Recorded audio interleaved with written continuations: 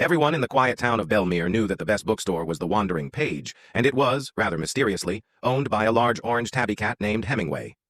No one knew who built the shop or when it opened.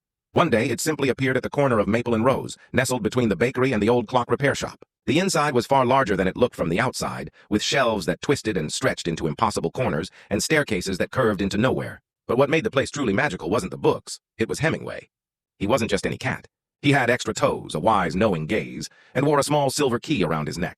People would come in looking for books they could barely remember, a novel from childhood, a poem they once dreamed, and Hemingway would blink slowly, hop off the counter, and guide them through the winding maze until the book they needed simply appeared. One rainy afternoon, a boy named Leo came in, soaked to the bone, clutching a torn notebook.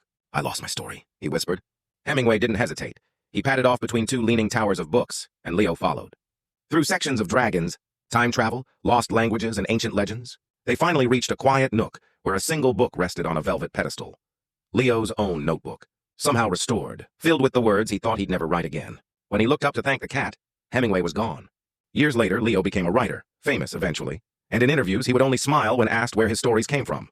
"A cat in a bookstore that shouldn't have existed," he'd say. And if you're lucky or lost enough, you might find yourself on a foggy street that isn't on any map, where the scent of cinnamon tea and old paper leads you to a door with a brass cat-shaped handle. Inside, the books are waiting, and so is Hemingway.